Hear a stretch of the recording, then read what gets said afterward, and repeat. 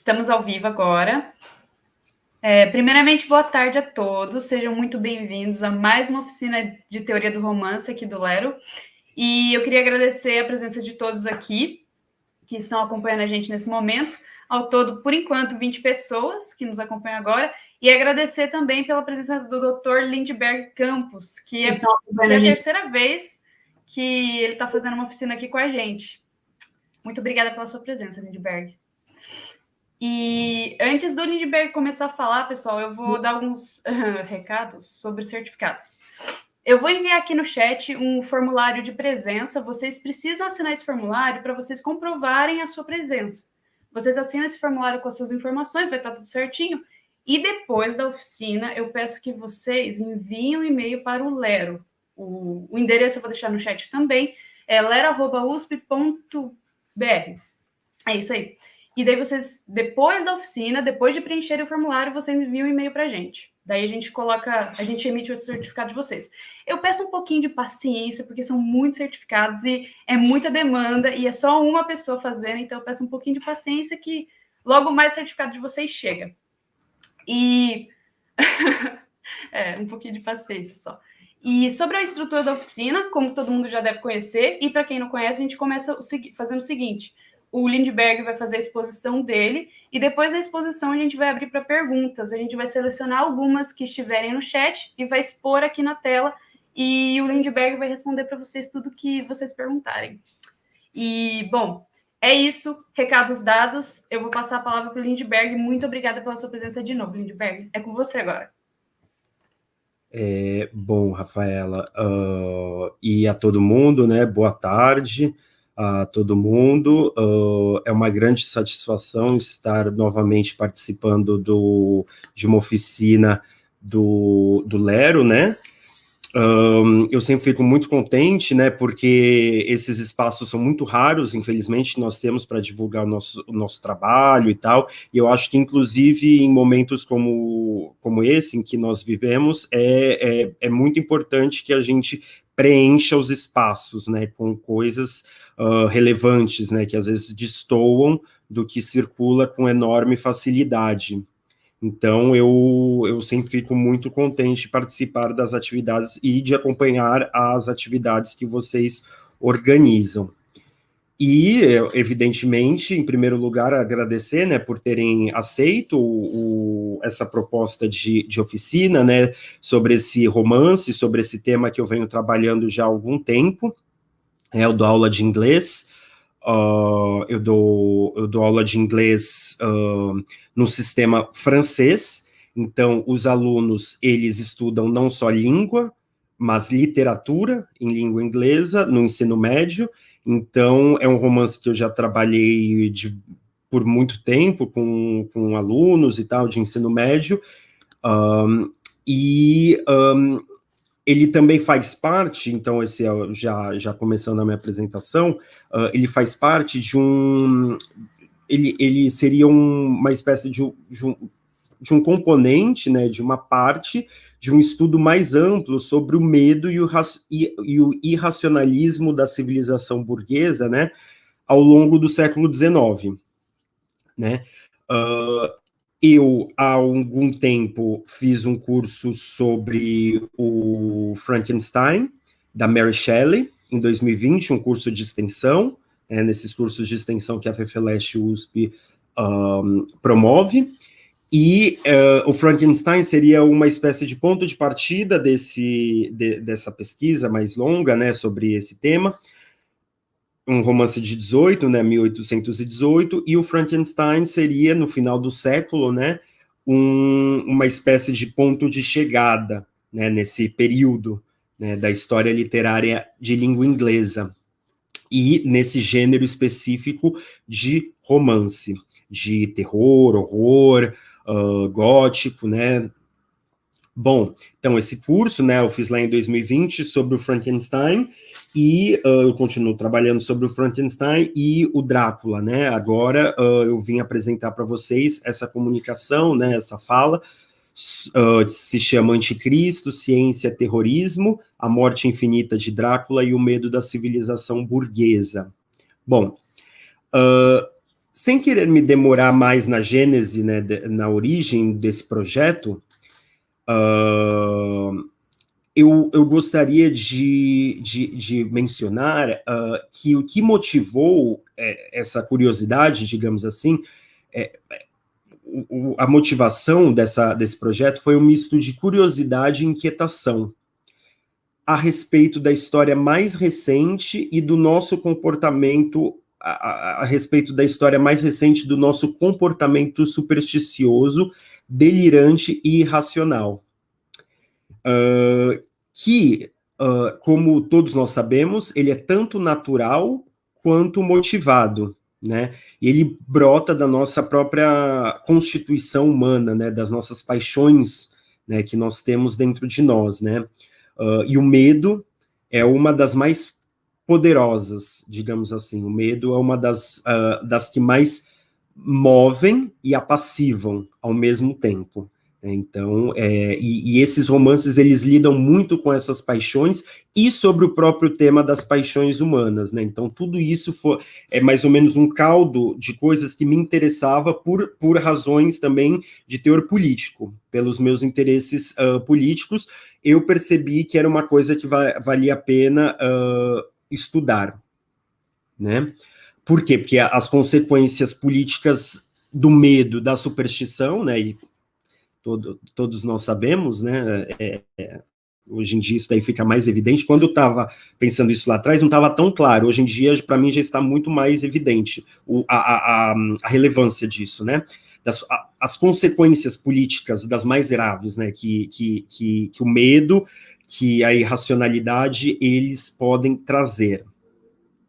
Então, o meu intuito aqui é menos de atacar do que de entender os modos como as mais variadas mistificações da realidade podem não apenas conviver, mas principalmente serem veiculadas pela tematização do desenvolvimento científico e tecnológico possibilitado pela sociedade industrial. Uma das teses do surgimento do irracionalismo como um fenômeno típico da sociedade burguesa, da era moderna, né, seria o medo em relação à emergência das massas, das turbas, desses indivíduos técnicos e esvaziados de subjetividade, supostamente, né, que vão se amontoando nas cidades, né, nos centros urbanos industriais. E não por acaso, esse foi um tema que foi colocado primeiramente na Inglaterra, que foi uma sociedade pioneira, né, na industrialização.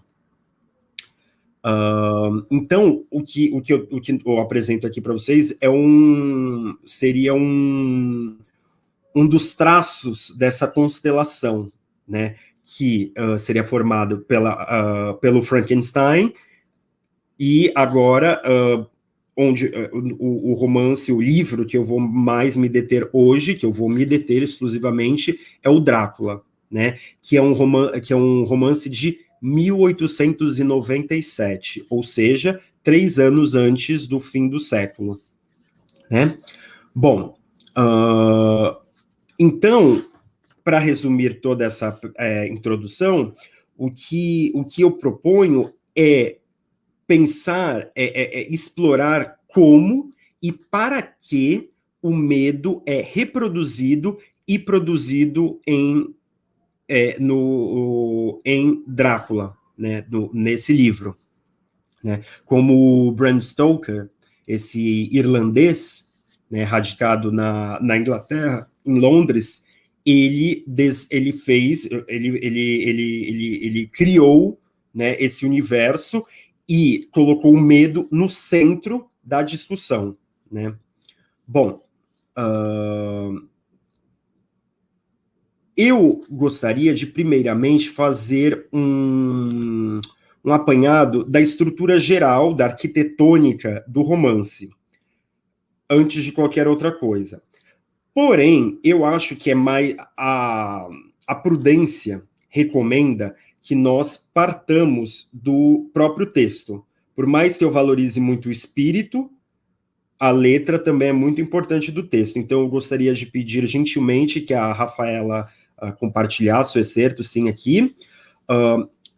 Eu vou usar essa tradução que foi publicada pela Companhia das Letras. Eu não li ela inteira, então não posso julgar a qualidade dela. Eu só vou fazer um ou outro reparo.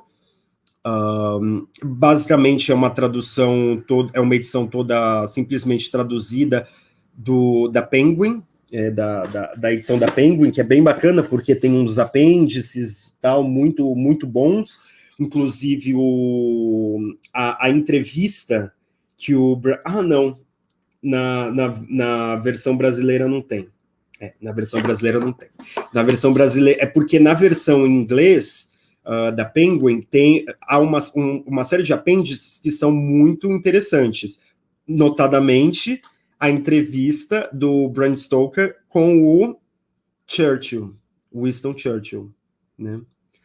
Na edição brasileira, pelo que eu vi aqui agora, eles só colocaram como apêndice a correspondência entre o Bram Stoker e o Walt Whitman, que é o poeta, né? Então, não tem algumas coisas aqui. Mas, enfim, eu vou usar essa tradução porque eu acho que é mais acessível para a maioria das pessoas que estão nos acompanhando. Bom, aqui. São alguns excertos e tal do começo do livro, porque eu acho que vale mais primar pela qualidade do que pela quantidade. Então, eu vou me deter mais nessas partes iniciais. O capítulo 1, Diário do Jonathan Harker, ok? 3 de maio, Bistritz. Bistritz é uma cidade na Romênia. Saí de Munique às 8h35 do dia 1º de maio, chegando a Viena na manhã seguinte, bem cedo. Deveria chegar às 6h46, mas o trem atrasou 1 hora. Budapeste parece um lugar magnífico, a julgar pelo rápido vislumbre que as janelas do vagão me proporcionaram e pela breve caminhada que consegui dar ao longo de suas ruas. Tive a impressão de que saíamos do Ocidente para entrar no Oriente, sobre o Danúbio, que, neste ponto, é de importante largura e profundidade. Uma ponte esplendorosa, com a mais ocidental das aparências, conduziu-nos àquele outro mundo onde ainda pulsam as tradições do domínio turco. Minhas parcas noções de alemão foram muito úteis nesta parte da viagem. Aliás, não sei como teria me virado se não pudesse produzir, ao menos, alguns balbúcios germânicos. Antes de partir de Londres, tinha aproveitado o tempo livre para fazer algumas pesquisas no Museu Britânico. Visitei a biblioteca e mergulhei entre mapas e livros sobre a Transilvânia, né, a região onde fica, que ficou famosa, inclusive, né, por esse livro, né? Pois havia me ocorrido a ideia, bastante razoável, devo dizer, de que algum conhecimento prévio sobre aquela região, de certo, me ajudaria na tarefa de negociar com um aristocrata local. Descobri que o distrito citado pelo conde fica no extremo leste do país, bem na encruzilhada de 3 províncias, Transilvânia, Moldávia e Bucovina. A região está encravada no coração dos Cárpatos, um dos pedaços mais agrestes e menos conhecidos da Europa, mas não topei com nenhum documento que desse a localização exata do Castelo Drácula, pois os mapas daqueles ermos não são exatamente comparáveis aos do Serviço Topográfico do Reino Unido. Bom, aqui eu já gostaria de fazer um outro comentário. Primeira coisa, é um diário, né? Então, é uma narração. Eu vou estabelecer algumas comparações com o Frankenstein, porque eu comecei falando disso, né? Que faz parte de um projeto. O Frankenstein é narrado com uma história que já passou, né? Que já passou. há um carinha lá viajando no Polo Norte, ele encontra o Frankenstein, quase morto, né, moribundo, e o Frankenstein vai contar a história da vida dele para essa pessoa que está fazendo essa viagem. Eu esqueci o nome do homem. Então, é uma história que se passou. O Frankenstein, por outro lado, é uma narrativa que é voltada para o presente. O presente. Por quê? O que é esse livro? Esse livro, a estrutura geral dele é o seguinte: são relatos, se eu não me engano, de 7 pessoas, mais ou menos, que vivenciaram aqueles eventos e escreveram sobre. Ou seja, os relatos são sempre no presente. Nós vamos descobrindo as coisas à medida que as personagens vão descobrindo.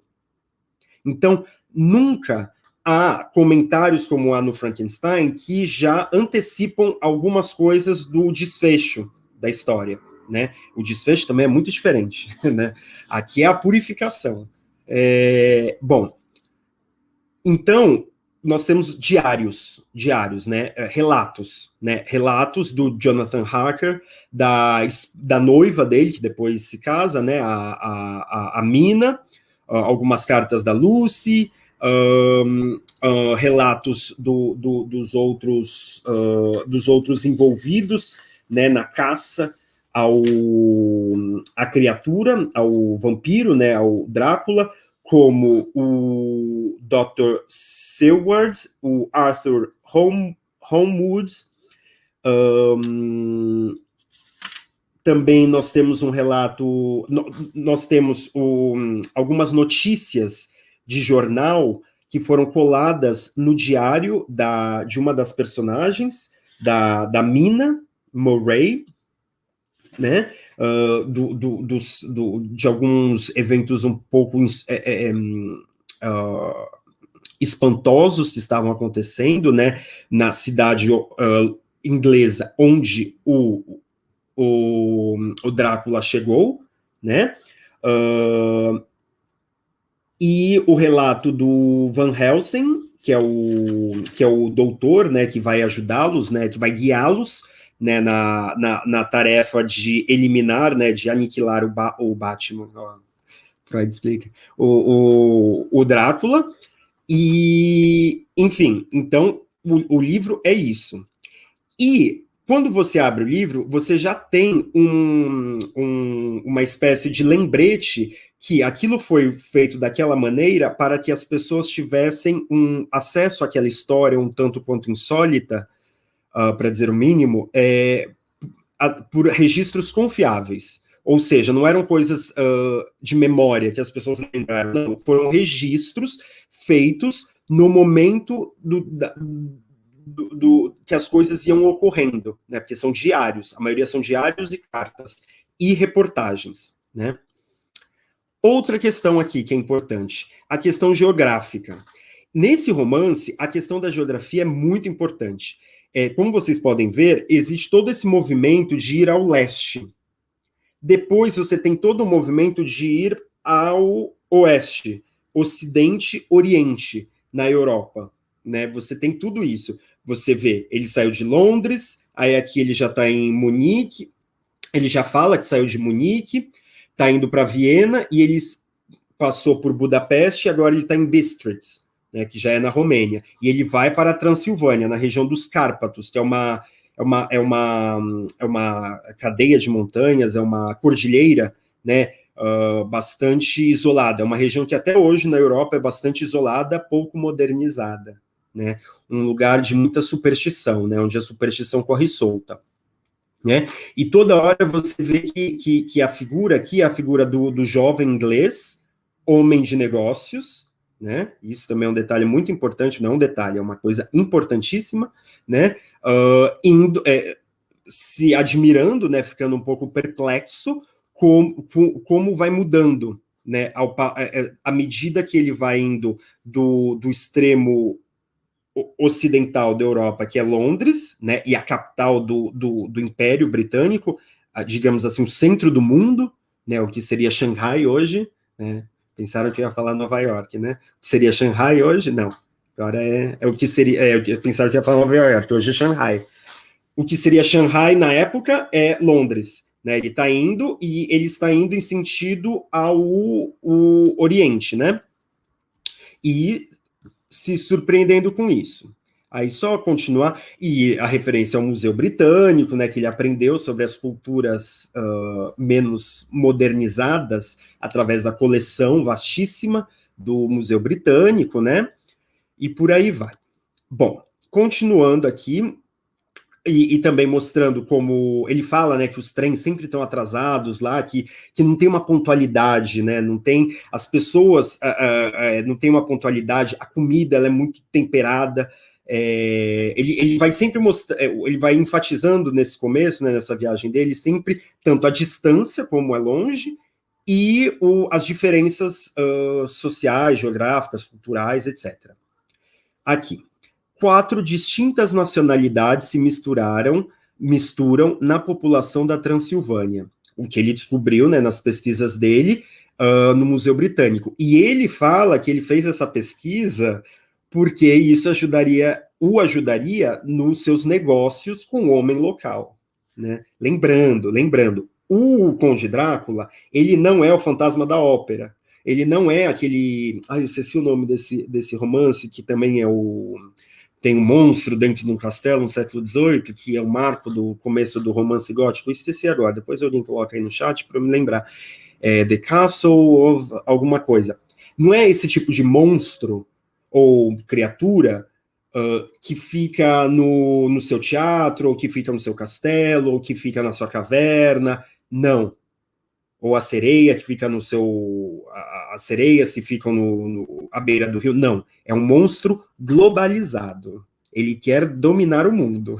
Ele quer sair de onde ele está, ir para o centro do mundo para iniciar uma invasão e começar um apocalipse generalizado. Então aqui a gente já tem uma novidade no Drácula, que é um bichinho que não quer só ficar apavorando ali, quem chega ali. Não. Ele quer sair dali e dominar o mundo, né? Começando com uma pandemia, uma epidemia, né? Mas, enfim, a gente já volta nisso. 4 distintas nacionalidades se misturam na população da Transilvânia. Os saxões habitam o sul, né? Os saxões que vêm do sul da Alemanha. Misturados a eles encontram-se os valáquios, descendentes dos antigos dácios, no oeste os magiares, no leste e no norte os... faço a mínima ideia de como pronunciar isso, Zekeli, Szekely, sei lá como fala isso, são aquelas línguas que você olha, que nem o húngaro, né, você olha para aquilo, o Chico Buarque, né, fala, né, no Budapeste, a língua do demônio, né, porque engraçado, né, quando eu fui para Budapeste, você pega um dicionário, assim, para tentar falar um oi, assim, geralmente você consegue, né, você lê ali e você fala um oi, né, eu não conseguia, nem eu, nem o meu companheiro, porque, de fato, é uma língua... Algumas línguas ali são bem, digamos assim, difíceis para nós, falantes de uma língua mais latina, né? Uma língua neolatina. Bom, é a região habitada por esses últimos que me dirijo. Eles, de fato, o Drácula, ele descende desse pessoal aí, desse nome que eu não sei falar. Eles afirmam, aliás, serem descendentes de Átila e dos Hunos, né? Isso pode ser verdade, pois, quando os magiares conquistaram essa região, no século XI, encontraram grupos de Hunos vivendo lá. Li em algum lugar que toda a superstição do mundo está concentrada na ferradura dos Cárpatos, né? Ferradura, as cordilheiras, é uma cordilheira. Eu tenho uma foto aí, mas eu acho que não precisa mostrar, mas quando a gente está fazendo um curso mais longo e tal, dos Cárpatos, como se aquele pedaço da Terra fosse uma espécie de vórtice das imaginações. Se isso for verdade, minha estada lá será das mais interessantes. Ele usa, para definir essa parte da Europa como vórtice das imaginações, e no capítulo seguinte, no capítulo 2, o Drácula vai chamar Londres do vórtice da civilização. Então, o Bram Stoker, o que ele está fazendo aqui é criando dois polos, né? Criando dois polos. e determinando esses polos, né? Ele está preenchendo de conteúdo um polo dominante dos vitoriosos, dos dominadores, e o polo dos dominados, dos derrotados, dos perdedores, dos atrasados, né? Dos supersticiosos, né? O Jonathan Harker, ele também é religioso, só que ele vai falar que ele é racional.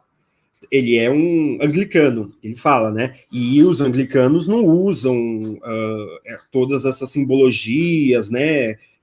Já é uma coisa mais ascética, né? Mais limpinha, né? Da religião cristã, dentro do cristianismo, né? Aqui a referência ao Átila Uno, então fica...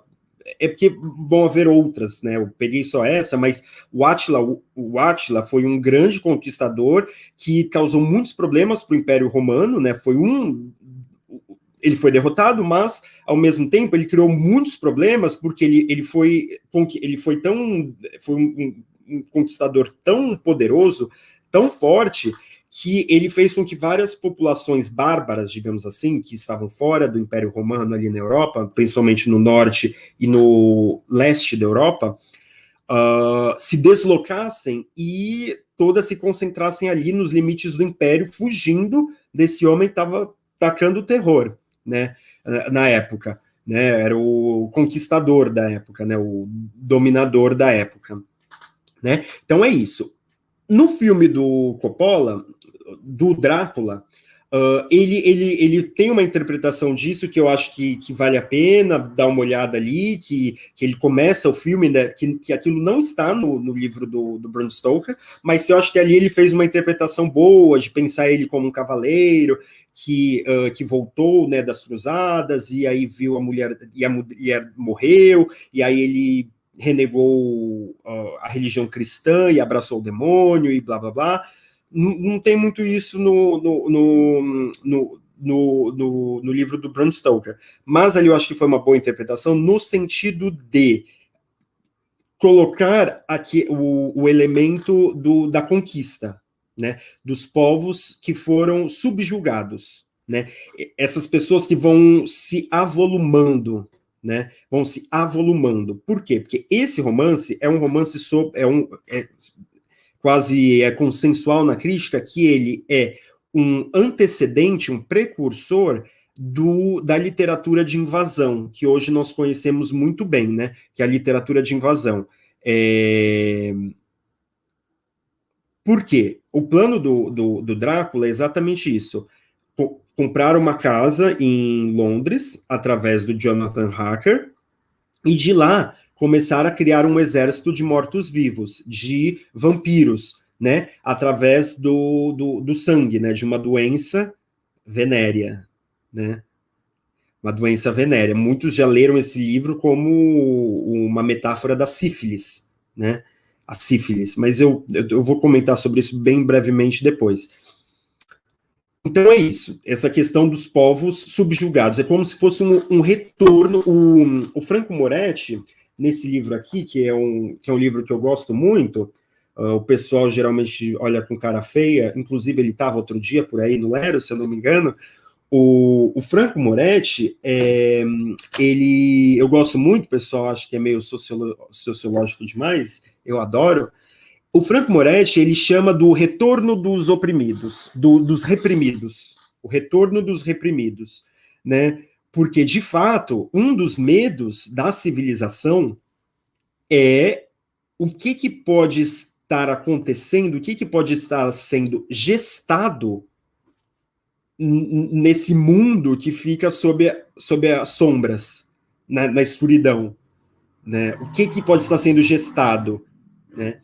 É só vocês pararem para pensar, né? As hipóteses, né, de que o HIV veio da AIDS, o Ebola, o HIV veio da AIDS, é ótimo. Não, que o HIV veio da África, o Ebola, o vírus teria vindo da China, de um mercado ali em Wuhan, tal, porque as pessoas elas consomem animais, etc, etc, etc. Nesse sentido, mas também no sentido do terrorismo. Né? De onde é que vem o terrorismo? Né? as invasões militares, né, dos europeus no Oriente Médio, né, em muitos sentidos, ali, cada invasão, cada bomba que é jogada ali, eles têm que colocar uma espécie de... Agora, quando você viaja para a Europa, você vê que em todas as cidades tem uma estaca nas ruas de praticamente todas as capitais europeias para evitar atentados terroristas, né? Que alguém pega uma van e sai atropelando todo mundo ali, enquanto as pessoas estão ali chiques e elegantes comprando no Marais, né? Ou no Soho, né? Em Londres, né? E por aí vai. Então, esse é o medo de todos essas pessoas que ficaram para trás na marcha triunfal do progresso, os dominados. Então, é interessante isso, que ele capta, né, esse medo exatamente no momento em que o capitalismo ele está se transformando, ele está no seu momento de monopólio, de grandes, do que o Lenin e tantos outros chamaram de imperialismo, né, a fase imperialista do capitalismo, né? O que fica para fora, né, das luzes, né? O Conrad, né, também vai publicar um livro um pouquinho depois, no mesmo contexto, estrangeiro, né, que é contabilizado na literatura inglesa, porque se radicou lá, também vai fazer esse jogo de luz e sombras, mas de uma outra forma, né, no Coração das Trevas, né, da mesma época. O Coração das Trevas, né, essa dificuldade, esse subproduto da civilização, né? Ao mesmo tempo você tem o Museu Britânico aqui, né, nesse trecho, e o vórtice de superstição, né? O serviço topográfico e um lugar perdido no mapa. O serviço topográfico do Reino Unido, que é uma racionalização da vida, né, digamos assim. O Museu Britânico e seus arquivos também é um símbolo de racionalização da vida, e o mundo da superstição e da natureza, né, da natureza, os Cárpatos, né, essas cadeias de montanhas, né, bom, onde a natureza ela não foi ainda tão dominada, né, e o campo da razão, de onde ele vem, né, da civilização, que é Londres. Então você vê que tem uma passagem geográfica e, não sei o que é isso, filosófica, não sei, aí depois alguém me ajuda. Não sei, também muitas das sessões aqui, eu acho, também é trazer algumas questões que esse romance me trouxe, também dividir com vocês algumas dúvidas, né? Bom, eu vou ler eu vou continuar a ler depois. Agora eu vou falar um pouco sobre a estrutura geral do livro a partir desse trecho. Aí você pode parar de compartilhar, Rafaela, que aí eu vou só falar uma coisa sobre essa estrutura mais geral do livro. Como eu disse, né, trata-se de um conjunto de relatos, sendo um jornalístico, e os outros bastante pessoais. Desde a perspectiva, esses relatos, né, eles são feitos, são organizados desde a perspectiva dos envolvidos, dos indivíduos envolvidos em diferentes momentos do incidente supernatural contado, né, que é o ataque do vampiro, né, espécie não seria o Império contra-ataca, né, seria a periferia contra-ataca, né, no caso, né, o oposto aqui do George Lucas. Lucas é outro. Bom, de fato, o aviso, né, que sutilmente precede o primeiro capítulo já avisa que o leitor entrará em contato com um material selecionado e organizado de modo que uma história, em franco contraste com as possibilidades das crenças atuais, né, ou seja, ele está fazendo aqui uma brincadeira, né, com um jeu de mots, né, um jogo de palavras aqui, né, que a palavra que ele usa é belief, né, belief, ou seja, por quê? Que ele está falando que um relato que vai contra a história dele, né, relatos de uma história que vai contra as crenças, as possibilidades que as crenças atuais, né, a ciência talvez, a ciência moderna, né, os dogmas modernos, científicos, racionais, circunscrevem, né? Então, é uma história que vai contra essas crenças atuais, né? Aqui é uma crença, né, e U seria a posição racional, né? Então, ele faz isso de modo a parecer que essa história seja um simples fato, né? O organizador desses relatos, né, o Jonathan Harker, que no fim ele pega do cofre dele os relatos que ele fez, que a mulher dele fez, que os colegas dele fizeram, né? E aí provavelmente ele tem todo esse documento para provar que aquilo ali não foi um devaneio dele, se aquilo ali de fato aconteceu. O Jonathan Harker, ele diz que todos os registros foram produzidos dentro do conhecimento prático dos autores durante as suas respectivas participações no desenrolar dos eventos. E isso, né, essa organização de materiais de relatos, né, quentes, né, no calor do momento, garantiria certa autenticidade a esses relatos em oposição a enganos produzidos pela mera confiança na memória do passado, né? Então, o que ele faz? É a multiplicação de pontos de vista singulares do mesmo fenômeno. E isso atribuiria não somente uma consistência a algo que poderia ser descartado como puro devaneio, como também alguma veracidade e, portanto, relevância à narrativa dele, né, à história que ele está contando. Ou seja, esse é um livro que reclama para si não somente certa veracidade, como também atualidade. Isto é, ele se volta para o presente. Certo? Essa estrutura mais geral procura... o que ela procura fazer? Pelo que vocês fizeram, pelo que vocês viram, então, você tem uma narração em primeira pessoa, né? A gente vê tudo pelas lentes das personagens envolvidas diretamente nos eventos, ou seja, os narradores aqui, eles são aquele tipo de narrador participativo, é o narrador que participa das ações, né? Ele não apenas comenta e nem tem informações privilegiadas. Nós estamos totalmente colados ao Jonathan Harker, como vocês viram, né? Então, essa estrutura geral, ela cria uma identificação máxima entre o livro e o leitor. E ao nos colarmos tão fortemente às narrativas das personagens produzidas em primeira pessoa, a distância entre nós, leitores, as situações um tanto quanto incomuns, para falar o mínimo, e as emoções de medo, terror, suspense e espanto, é permanente e conscientemente desarticulada. Essa distância entre leitor, situações e as emoções das personagens é desarticulada. A gente fica enredado por essa arquitetura, né, que é feita, né, essa arquitetura gótica, né, que é feita. De fato, enquanto era prisioneiro no castelo do Conde Drácula, o Jonathan Harker usou seu hábito de manter um diário para evitar que ele sucumbisse à loucura que o pavor lhe causava. E esta escrita, a um só tempo introspectiva, de autoexame e de descrição dos acontecimentos, tem o poder de absorver aquele que a lê em uma espécie de encadeamento retórico bastante eficiente, né?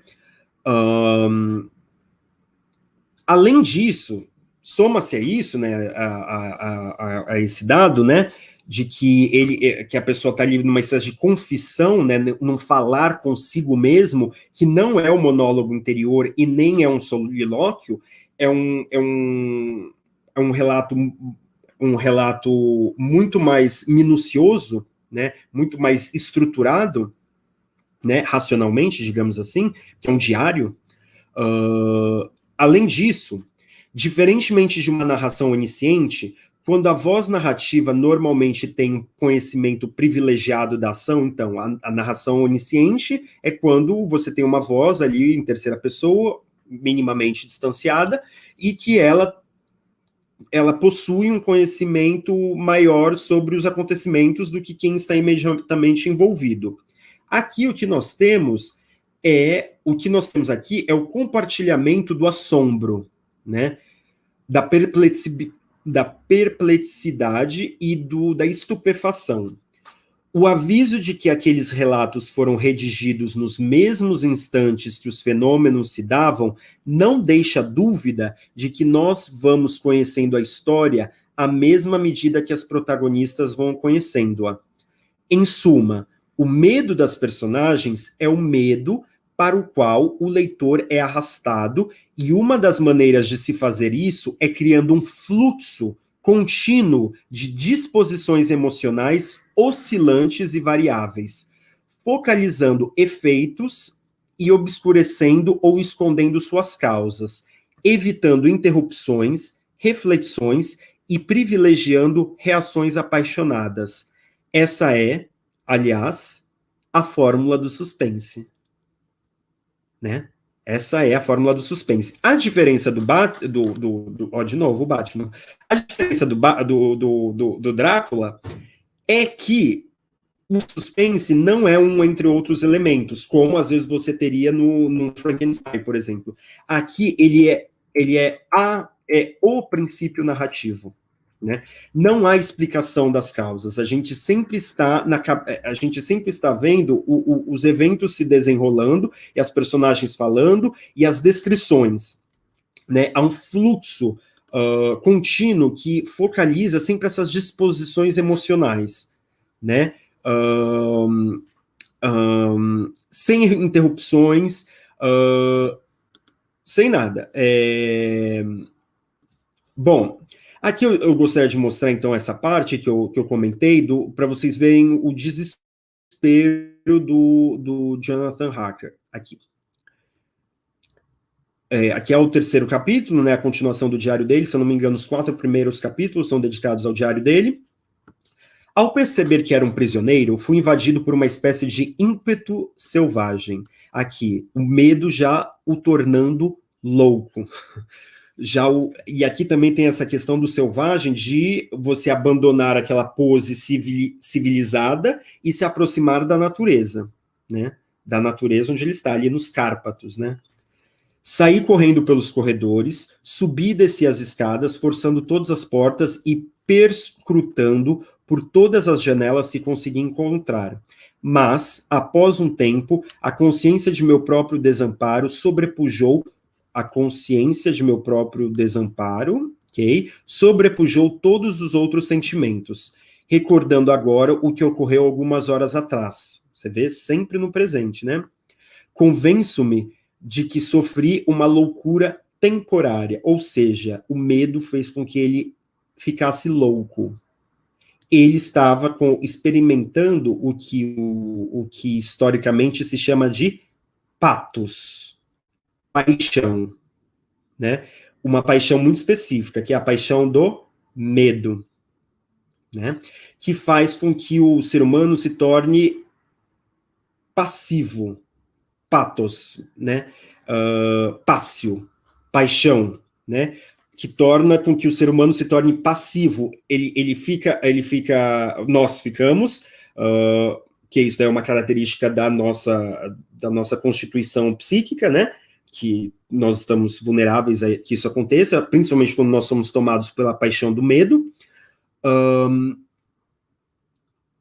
de nos desesperar, de começar a delirar, né, de perder a razão, perder a noção de proporção, né, das coisas, né? Então ele ficou louco quando ele percebeu que era um prisioneiro num castelo de um vampiro, né? E ficou louco. Loucura temporária. Meu comportamento era idêntico ao de um rato, ou seja, a animalização, né? Essa é uma característica da passividade, né? Da paixão, quando nós estamos dominados por forças externas ou por emoções, né? Isso seria a definição clássica, né? Mais banal e mais básica de paixões, né? Um rato em uma ratoeira. No entanto, quando finalmente percebi minha própria impotência, e o sentimento de impotência também tem a ver com o medo, Sentei e fiquei quieto. Mais quieto do que jamais ficar em toda a minha vida. E aqui, qual é a medicina do pathos? Qual é o remédio do pathos? Aqui, gente, eu tô falando no sentido histórico, né? No sentido histórico, filosófico. Qual é a medicina da alma, né? Quando você está tomado pelas suas paixões e toda essa história. É a quietude, é a reflexão, é o pensamento para alguns. Aí cada filósofo, cada pensadora vai falar de um jeito, né? Vai entrar na sua quietude, né? No seu espírito, vai se espiritualizar, vai tentar se recompor, né? Racionalmente, e foi o que ele fez. Ele sentou, ficou quieto, e mais quieto do que jamais ficar em toda a minha vida, para ele se recompor e voltar a ser uma pessoa racional. Vocês estão vendo que a fórmula desse livro é exatamente essa, de purificar, despertar as paixões e depois purificá-las. Tanto é que o final é esse, né? O final é a purificação total, né? Não é que nem o Frankenstein, que dá tudo errado. Aqui não, aqui é a purificação, né? O Bram Stoker, ele está interessado na medicina da alma, né? Ele está interessado nisso. E comecei a pensar, claro, metodicamente,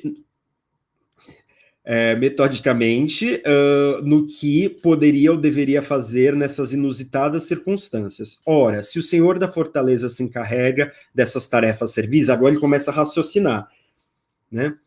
É porque não há mais ninguém para realizá-las. Esse raciocínio me produziu um renovado susto, pois se não há mais ninguém no castelo, então quem seria o condutor do coche sombrio que me trouxe até aqui? O próprio conde, é claro. Ou seja, aqui a gente está vendo o raciocínio dele, né? Que ele se recompôs, né?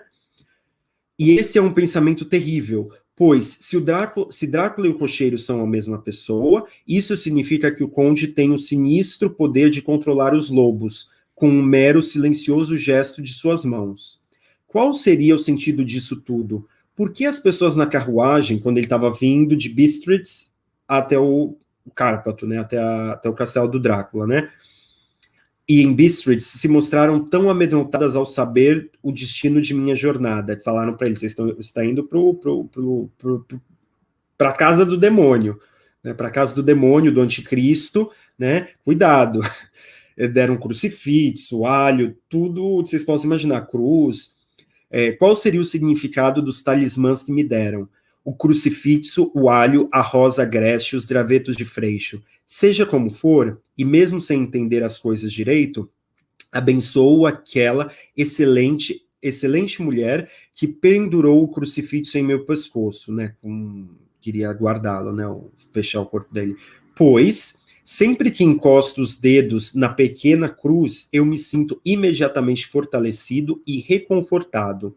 É um fato curioso. Esse objeto que aprendi a desprezar como um fetiche idolatria, né? Agora me serve de ajuda em tempos de solidão e infortúnio. Haverá algo sagrado na própria essência desse artefato, ou será ele um catalisador de lembranças, rememorando momentos de simpatia e conforto, e assim transformando-se em um auxílio tangível? Em algum momento, no futuro, tratarei de analisar esse assunto com mais cuidado. No entretempo, preciso descobrir tudo o que puder a respeito do conde, pois isso certamente me ajudará a decifrar a charada em que estou metido. Hoje à noite tentarei conduzir nossa conversa e fazê-lo falar mais sobre si mesmo, mas preciso agir com muita cautela para não despertar suas suspeitas. Bom, aqui, né, então, ele conseguiu se recuperar, né, de uma crise de loucura despertada pela paixão humana do medo, né, o medo, ele foi afetado pela situação e ele respondeu através do medo, mas ele conseguiu se recompor e traçar um plano, né, pensar exatamente o que estava acontecendo e traçar um plano, analisar a situação, né, de uma maneira mais distanciada, de uma maneira mais racional. Mas, se vocês pararem para pensar no final, ele deixa a porta um pouco entreaberta para o mistério. O mistério, por mais que ele chegue até a questão científica, né, da razão, da racionalidade aqui, ele deixa a porta aberta, né? Ele fala, um dia vou pensar nisso novamente. É aquele momento da hesitação. Por quê? Por mais que ele tenha voltado a ficar racional, a se livrar do medo temporariamente, ele ainda estava afetado por aquilo e fez com que ele começasse a pensar, e se? Sabe quando a gente fica pensando, gente, e se Deus existir, e se tiver o paraíso depois, né? E aí eu tô aqui pecando e vou pro inferno e vou arder para sempre, né? E se, né? Ele tá aqui deixando a porta aberta, tá entreaberta, digamos assim, mas no livro como um todo ele deixa a porta escancarada, a meu ver. Não é nem entreaberta. Bom, essa estrutura mais geral, então, é no mínimo curiosa. Por quê? Apesar de estarmos diante do extraordinário, né? De novo, gente, é o homem que encanta lobos, que vampiras, né? Enfim. Nota-se claramente um esforço de conferir um verniz de facticidade por parte do autor implícito desse romance. Muito brevemente. O autor implícito é o segundo eu do autor empírico, não é o Bram Stoker. É a consciência que organizou os elementos constitutivos da narrativa do romance, né? Que colocou aqui, fez com que você olhasse para lá, não para cá, não é o Bram Stoker. O Bram Stoker, ele simplesmente fez o romance e ele terminou. Então a obra ela ganhou uma autonomia em relação ao autor empírico. Então nós estamos falando aqui da consciência que organizou os elementos que estão depositados aqui e que chegaram até nós. Saber o que o Bram Stoker pensou ou não é impossível, porque ele já está morto. O que nós podemos saber é o que está escrito. Esse que é o autor implícito. Né, quem organizou tudo não é o narrador. Aqui nós temos vários narradores. É inclusive quem criou essa configuração de diversos narradores, né? Ou seja, há por parte do autor implícito uma tentativa de conferir um verniz de facticidade nesse romance, né? Porém, essa não seria uma característica específica dessa obra, uma vez que tanto a forma do romance em geral, quanto esse tipo de narrativa mais fantástica, via de regra, realizam um esforço sempre considerável para persuadir seus leitores da possibilidade daqueles eventos narrados acontecerem, por mais absurdo que eles possam vir a ser. Caso contrário, o efeito que é o medo não seria gerado, e a purificação das paixões não seria alcançada. Em relação a esse efeito purificador, e eu já vou me direcionando à conclusão da minha fala, é mais para dar um panorama geral mesmo. Em relação a esse efeito purificador, ou de expurgo do mal, do puro mal, que o Drácula representa, não sei porque eu penso no falar Drácula vem Batman. O próprio Bram Stoker, ao se defender de críticas, afirmou, ele mesmo, né, ele falando, né, em umas entrevistas que ele deu, que os horrores contidos ali teriam sido calculados para limpar a mente, a palavra que usa é cleanse. O engraçado é limpar mesmo. Cleanse. A palavra que ele usa é essa, limpar a mente, né, fazer uma limpeza, né, uma diária, a mente com compaixão e terror, mais ou menos aos moldes de como o efeito sublimativo nas artes já foi entendido como, a um só tempo, espanto, perplexidade, excesso de paixão e sentimento para justamente propiciar uma experiência imaginativa e, assim, desencorajar a ação apaixonada de se efetivar, né? Desencorajar a ação efetiva da paixão, né? Quando você toma quando você está dominado pelo medo e você perde a capacidade de raciocinar, a capacidade de decidir, e o seu julgamento, a sua faculdade de julgamento, ela fica comprometida. Correto? Então a ideia dele era limpar a mente disso. E a arte, historicamente, ela sempre teve esse papel. de maneiras diferentes, cada tipo de arte, né, com a sua dentro da sua própria linguagem, nos seus gêneros e tal. É só vocês pararem para pensar que a tragédia grega, ela já tinha esses elementos. Porém, o terror, o sublime, era um dos componentes, né? Aqui, o terror, o recurso ao excesso, né, que é a característica do gótico, né, é o excesso, é a falta de proporções, é o princípio, né, o princípio governante da narrativa. A teorização dessa medicina da alma, né, que o Bram Stoker propôs, né, como a motivação, a causa, a motivação, a fundamentação do seu livro, é uma prática muito antiga e, grosso modo, visa fortalecer um ethos, entendido como disposição mental ou índole naturais, né? Constantes e previsíveis, né? Que é aceito coletivamente, né? Uma coisa que você é social, né? Uma coisa que há alguma sociabilidade com esse comportamento, essa disposição mental. E tratar o pathos. Então, essa medicina mental, essa medicina da alma, ela fortaleceria o ethos e trataria o pathos, né? Que é uma dos estados que o ethos pode assumir, né? O pathos, que vai dar em paixão, né? Passio no latim, paixão no português. O qual, por sua vez, seria um estado inconstante, instável, móvel, imprevisível e oscilante, né? Que vem do medo, né? O medo é um pathos, né? Por excelência, um dos mais perigosos, inclusive. E que é a questão política, né? Que tem consequências políticas das mais graves, né? O momento que nós vivemos é um momento de medo generalizado e faz com que as pessoas adoeçam e fiquem loucas. Completamente. Todos nós estamos, né? As artes, no sentido de técnicas, que historicamente se ocuparam desses assuntos foram a medicina, a ética e a retórica. A medicina faz uma intervenção direta e certeira, né? Seja com medicamentos, com terapias das mais variadas, né?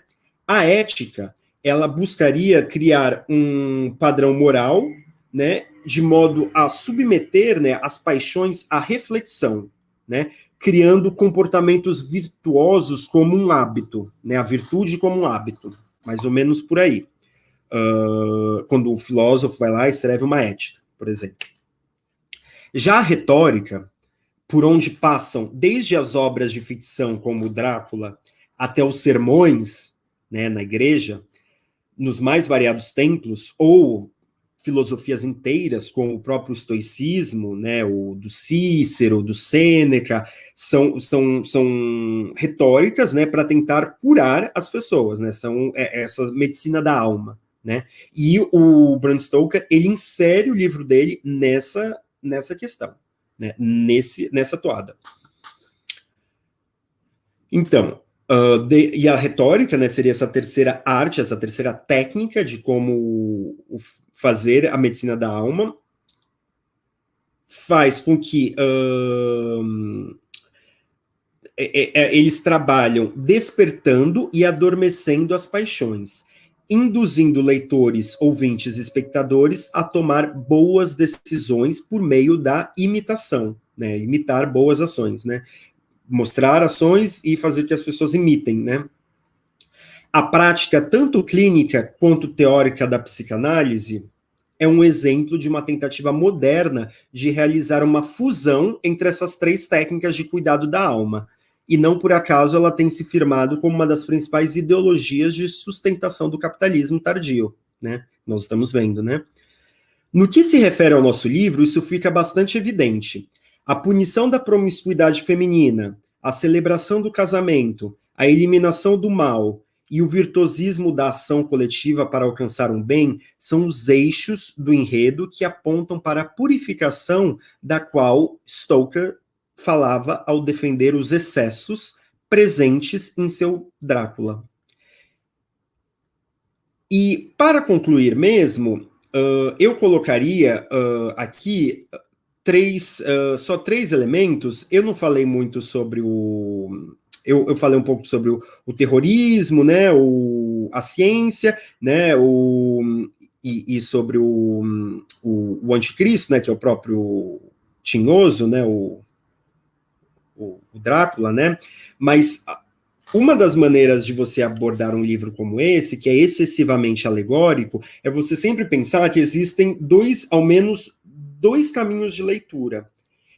Um primeiro, que é o literal, aquele que é o imprescindível, né, e sobre o qual uma amplíssima gama de interpretações alegóricas se fundamenta, né? O literal seria o mais fantasioso, né? Que seria lembrar, né, que a gente está falando da história de um vampiro que quer invadir a civilização, né? E iniciar um atentado, né, terrorista, uma invasão de mortos-vivos desde a capital, né, o centro da civilização. Mas você tem muitas outras interpretações alegóricas desse livro, e todas elas eu acho que são compatíveis. Todas.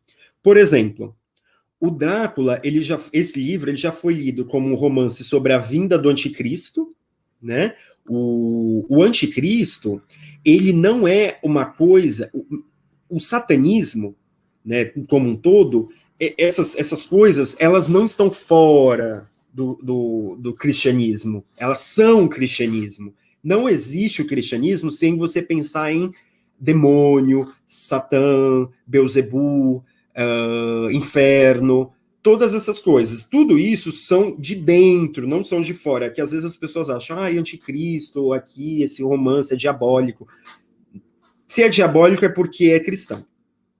É por aí. Uma coisa não vai sem a outra, né? Tá tudo nesse universo. Então, como anticristo, uma metáfora do capital monopolista. O Franco Moretti é que traz essa interpretação de uma maneira bastante interessante. O Drácula, o Conde Drácula, ele seria uma metáfora do capital monopolista, e o grupo de amigos ali, encabeçados pelo Jonathan Harker e o Dr. Van Helsing, eles seriam uma aliança, né, dos protestantes, né, do mundo livre, do livre mercado, digamos assim, né, que é a Holanda, né, o Van Helsing ele vem da Holanda, né, e os britânicos, né, contra o atraso do monopólio que vem do Oriente, né, essa coisa do monopólio medieval, daquela economia mais de Estado, é muito anacrônico, né? Mas uma das características do enfrentamento do capitalismo contra a antiga ordem, contra o medievalismo, foi justamente o livre mercado em oposição aos monopólios que existiam na Idade Média, né? Então, o Drácula, o Conde Drácula, seria uma reminiscência dessa economia não modernizada que ameaça, e vem do leste, que ameaça sempre a pobre, coitada, economia de mercado, a concorrência, a livre concorrência ali.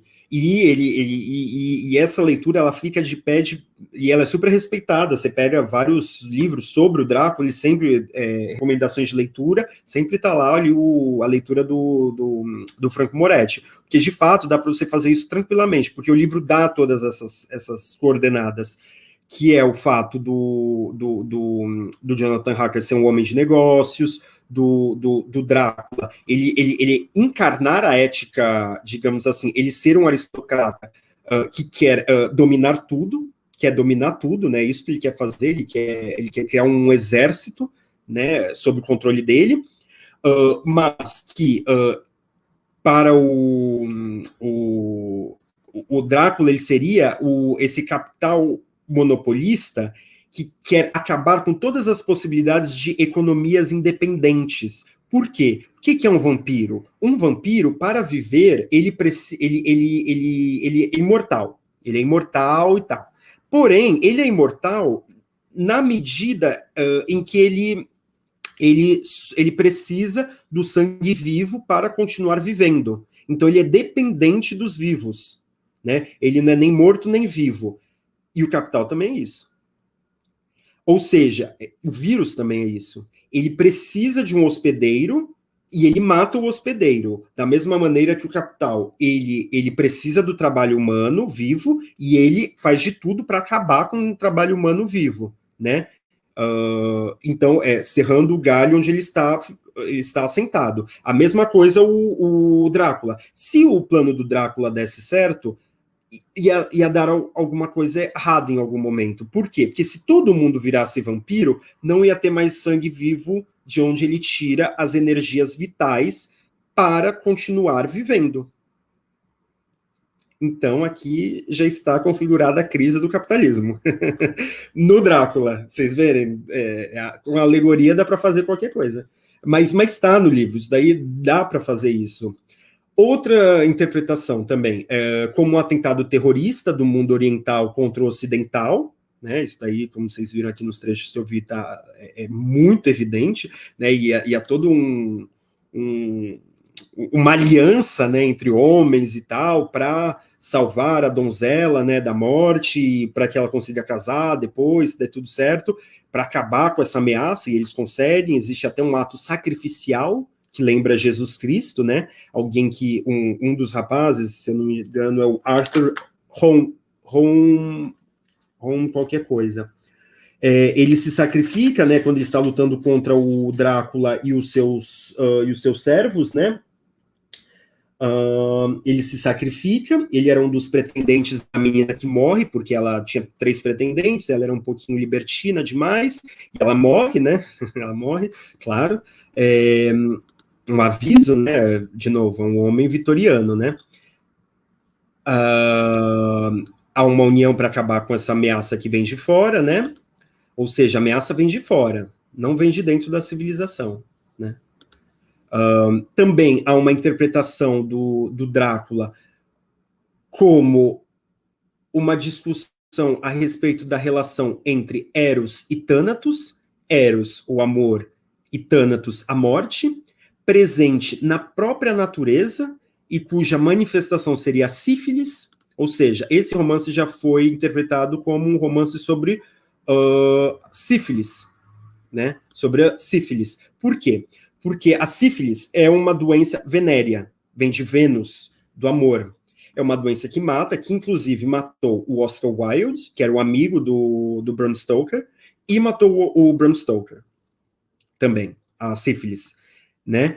Que é uma doença venérea, associada até hoje a comportamentos libertinos, e é uma doença do sangue, né? Transmitida pelo sangue. Né? Então, e você consegue fazer essa reconstituição tranquilamente, é muito interessante. Basicamente, é isso, né? Eu queria apresentar esse conjunto Mas todas essas interpretações alegóricas, elas precisam se fundamentar na leitura literal do livro, né? Que é a história de um conde, né, que não é um monstro. Isso que é muito interessante, que eu acho que todos os filmes erraram. Por quê? Porque no livro, o vampiro, ele não é um bicho feio, monstruoso, reptiliano, nada disso. Ele é um homem mais velho, um aristocrata, um comandante militar, com um bom porte e tal. No filme do Coppola, eu acho que ele acertou ali, quando ele mostrou que depois que ele absorveu o sangue, ele conseguiu se rejuvenescer, né? Que é assim que acontece. Tem isso. Enfim, eu teria mais algumas outras coisas para comentar, mas eu acho que tá bom por hora. Eu acho que é mais legal se vocês colocarem alguma questão, comentário, perguntas. Enfim, eu estou à disposição para dialogar com vocês. Lindbergh, muito obrigada pela sua fala, foi incrível, foi ótimo. Inclusive, me lembrou aquele livro do Edward Said, Orientalismo, essa questão do Oriente e como que ele cria monstros e essas ficções sobre o Oriente simplesmente muito interessante como o leste europeu é Porta retratado dessa do forma. inferno aberta. Exatamente, exatamente. Mas, enfim, muito boa. E agora a gente vai abrir para perguntas. Eu estou vendo aqui no chat algumas perguntas. Eu acho que a Maísa ela perdeu uma parte da sua explicação e ela está perguntando aqui. O que você o Tranto. Esse era o romance que eu falei. Inaugural do romance gótico. Isso. E aqui ela pergunta sobre a questão da purificação, a Maísa. Pode falar, deixa eu ver. Desculpa, limpar as mentes com horror e o quê? Posso comentar? Claro, pode. Então, Maísa, a purificação, desde a tragédia grega clássica, ela se dá através da doce violência, sweet violence. Você mostra o comportamento antissocial para depois você expurgá-lo. Por exemplo, uma coisa mais cotidiana, a imprensa, a mídia, fica todo dia mostrando lá a historinha do menino que foi morto pelo padrasto. Por quê? Porque essa é uma maneira das pessoas verem aquilo e pensar, e se eu fizesse isso? Pensar assim, se eu matasse essa pessoa do meu lado, eu poderia fazer isso, mas eu não vou fazer isso. Porque se eu fizer, vai acontecer isso, isso, isso. Então, isso daí é um recurso da história da humanidade e que está presente em todas as modalidades artísticas de maneiras variadas, diferentes e tal, e que o gótico não é exceção. A diferença no livro do Bram Stoker é que ele explicitou isso. Ele explicitou, e eu citei a fala dele exatamente para mostrar que é uma coisa que ele fez porque ele era um conservador. Há biografias que dizem que ele era gay. Eu não entraria nessas interpretações e tal, porque, de fato, o livro ele é repleto de homoerotismo, bem no estilo do Dorian Gray. Bem no estilo do Dorian Gray, vários. Por exemplo, quando o Jonathan Harker está sendo atacado, a cena eu acho que uma das mais difíceis, daí fica mais explícito, ele está sendo atacado pelas vampiras, e aí chega o Conde Drácula e fala, ele é meu. Depois que eu usá-lo, vocês podem pegá-lo, né? Mas ele é meu, ele pertence a mim, né? Então, mas há várias insinuações, né? Várias insinuações homoeróticas ao longo do livro. E provavelmente ele era gay mesmo. E ele morreu, ele passou o final da vida dele conclamando a proibição, a censura de escritores homossexuais que tratassem da homossexualidade de uma maneira positiva nos livros, né? Mesmo tendo ficado um pouquinho abalado pelo seu amigo, o Oscar Wilde, ter tido aquele fim que nós sabemos que teve. Vou colocar agora a próxima pergunta. Obrigada, Lindbergh, por ter respondido tão gentilmente. O Henrique está perguntando se você poderia falar um pouco mais sobre a psicanálise como legitimação do capitalismo tardio. Ai, por que eu fui falar isso? Agora eu vou me meter nesse... Não, isso não é nada demais. É que eu não posso vir para nenhum lugar sem fazer uma provocaçãozinha. Então, assim, como tudo, a psicanálise tem o seu aspecto ideológico, no sentido de legitimação da ordem atual de coisas. Tanto no sentido do microempreendedorismo, né, no sentido da clínica, quanto na subjetivação, na psicologização dos eventos. Isso é um problema. É mais nesse sentido. Então, eu não estou falando que a psicanálise em si é ruim, é que ela está sendo absorvida nesse sentido, para deslocar as discussões. Se, na Idade Média, mesmo na Idade Moderna, quem ocupava esse espaço, digamos assim, era a teologia, em vez de discutir que nós estamos aqui, eu sou um condado, não, um principado, a Rafaela é outro, o Henrique é outro. E a gente está brigando porque nós encontramos uma mina e nós queremos essa mina. Aí o que eu vou fazer? Eu vou organizar os meus teólogos para dizer que o Henrique e a Rafaela são do demônio. e que nós temos que fazer uma guerra divina contra o mal, e por aí vai. É só vocês pegarem a entrevista que o Roberto Jefferson deu para a Jovem Pan há 2 semanas. Aquilo ali é um documento, e que foi preso agora, né, recentemente. Ele fala que eles estão numa batalha entre o bem e o mal, e eles estão dispostos a fazer qualquer sacrifício. Qualquer sacrifício. A ideia do sacrifício é muito importante. A psicanálise, por um outro momento, na modernidade, a economia política serviu a esses propósitos também, de legitimação da ordem atual de coisas. Hoje, eu vejo, e algumas outras pessoas têm falado sobre isso, que existe essa tendência da psicanálise cada vez mais ocupar esse espaço, porque nunca é só um discurso que legitima a ordem, né? Nunca é só um, são vários, é uma constelação. E a psicanálise, ela tem cada vez mais ocupado esse espaço de deslocar as questões, né, de achar que o sofrimento psíquico, ele explica completamente tudo. E também há pessoas que, dentro da psicanálise, tentam fazer o inverso, mostrar que o sofrimento psíquico, ele vem de questões muito concretas da vida das pessoas, etc, etc, etc. Eu quis dizer mais nesse sentido. Okay? Tanto no sentido do microempreendedorismo, né, da clínica, né, cada um agora pode ser um psicanalista, quanto no sentido de que ela é útil às vezes, dependendo de quem está, mas daí pode acontecer com qualquer coisa, não só com a psicanálise, de desconversa, nesse sentido. E o comentário complementando a sua fala, do Samuel, sobre a patologização dos que não se encaixam na produção capitalista, né, justamente. Todo esse discurso gira em torno disso. A gente tem um comentário aqui do professor Jorge. Olá, professor Jorge. Ele está perguntando se você conhece a dissertação do Bruno Berlendes, não sei se é assim que se pronuncia o nome dele, sobre vampiros na literatura. Então, essa daí eu não conheço. Muito obrigado, professor Jorge. Eu vou sim dar uma olhada, porque quando você mexe com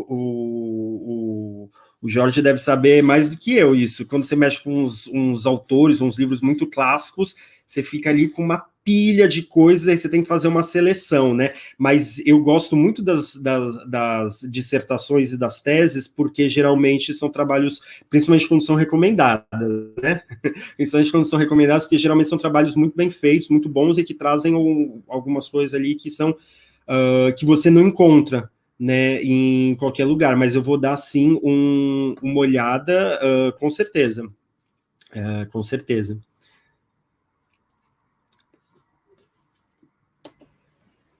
O professor acabou de falar que está no Dédalus. Sim. Nos teses, né? Sim, no banco de teses, né, da USP. Estou procurando aqui para ver se tem mais alguma pergunta, mas se vocês tiverem mais alguma pergunta, por favor, deixem aqui. Ou comentário. Do contrário, ou comentário, claro, tem vários comentários aqui elogiando. Aqui tem, eu acho que é uma aluna sua falando que é sempre bom acompanhar suas aulas. E parabéns. Alguns parabéns. E, bom, se vocês não tiverem mais nenhuma questão, eu vou deixar aqui nos comentários do vídeo do YouTube o contato do professor Lindbergh, se o professor permitir, e vocês encaminham suas dúvidas para o professor, algumas indicações bibliográficas, se quiserem. Eu imagino que seja interessante, não sei. E eu acho que a gente pode encerrar por aqui. Não é, Lindbergh? Acho que sim. Sim. Basicamente, eu teria algumas outras coisas só para comentar, mas nada muito... Por favor. Não, mas nada muito importante, porque eu acho que a ideia é mais colocar essas informações para circular, né? Porque às vezes a pessoa se interessa, fala, mas isso daí tem a ver com alguma outra coisa que eu estou fazendo e tal. Então, eu acho que esses encontros são sempre bacanas por conta disso, né? Então, futuramente, eu vou tentar fazer alguma coisa, né, desse projeto que eu tenho me envolvido, porque quando a gente é professor, a gente usa os alunos de cobaia, né? Porque aí eu trabalho com esse livro com os meus alunos, eu aproveito e vou estudando e vou lendo sobre e tal, e os alunos também vão aprendendo e tal. Então, é mais nesse sentido que a gente vai coletando, né, informações. Só a última coisa, então, que eu falaria mesmo a única coisa que eu evitaria de fazer em relação a esse livro, e que é uma tendência na bibliografia desse livro, é de muita associação de como, voltando, como o livro ele é muito alegórico, ele é muito, eu não diria simbolista, mas tem essa coisa, porque é da própria época, né? E em muitos sentidos é muito parecido com o retrato do Dorian Gray. Eu evitaria fazer umas leituras muito distantes do texto, da letra do texto. Por quê? Porque eu já vi umas leituras desse livro muito complicadas. Por exemplo, que não para de pé. Não que não esteja ali, mas é como o livro ele é muito não é simbólico, né? Ele é alegórico mesmo, né? Um excesso de significações, pode ser qualquer coisa. Por exemplo, ver certo antissemitismo no Bram Stoker, como se o Bram Stoker ele estivesse falando de uma imigração de judeus do leste que vieram para Londres no final do século XIX, o que é verdade, é verídico, e historicamente, desde a Idade Média, nós temos libélulos antissemitas, conspirações antissemitas, que associam os judeus à morte de Jesus, daí o anticristo, é só isso, eu ia falar um pouquinho sobre o anticristo, e que eles seriam bebedores de sangue.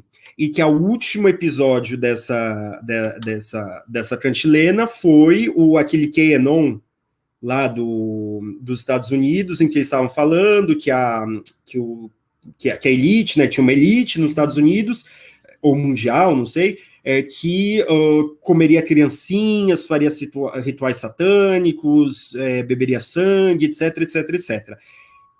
Eu acho muito complicado falar uma coisa dessas.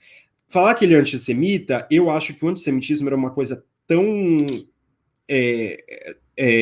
quase normalizada, né? E essa coisa das raças também, era uma época tinha o racismo, ele tinha um patamar científico, e aqui você viu, né? Vocês viram que ele vai esse livro precisa sempre ser lido com as notas do lado, porque tantos povos eles vão citando, quando ele vai conversando com o Drácula vai contando todos os povos que foram conquistados naquela região e tal, que, de fato, a questão da raça aqui é muito importante, e essa mistura de raças, né, que é a questão do sangue, né, como se o sangue contaminado contaminasse as pobres menininhas na Inglaterra, de um cara vindo do leste. Esse elemento tem, mas aí já transpor isso, dizendo que o cara ali está falando de Deus, aí eu já acho que é um caminho um pouco perigoso, porque o romance, o livro, ele não comporta isso. Ele não pelo fato do Drácula ter dinheiro, também tem todos esses elementos, eles vão pegando algumas coisas assim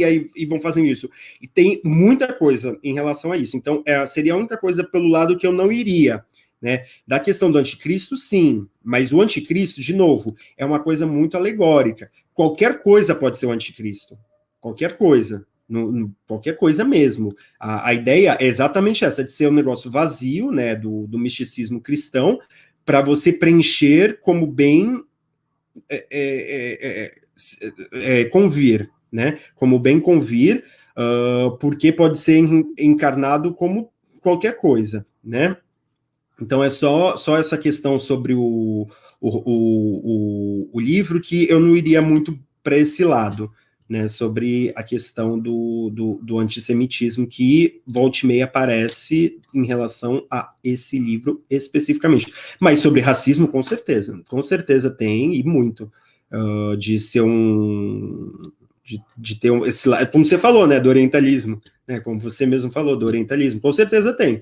Isso daí Mas o bacana de ler isso é que a Maria Elisa, minha orientadora, ela falava, ela brinca, né, cenas explícitas de ideologia, né, então é interessante também por esse lado, né, cenas explícitas de ideologia, e aí é isso. Então é isso, puro gente. Caldo, né? Muito obrigado pela atenção de vocês, por terem ficado até agora. Um beijo, um abraço, fiquem bem, cuidem-se. Tá? E até a próxima. Lindbergh, muito obrigada pela sua palestra, foi ótimo, excelente.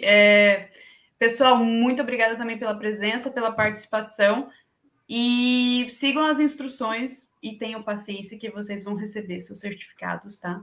Ninguém vai ficar faltando. Desde que vocês mandem um e-mail para o Lero, todo mundo vai receber o certificado. Pode demorar, mas vocês vão receber, tá bom? Obrigada, gente. Foi ótimo. E até a próxima. A gente vai ter dia 23, uma próxima oficina. Eu espero que todos compareçam. É isso. Obrigada, gente. Até mais.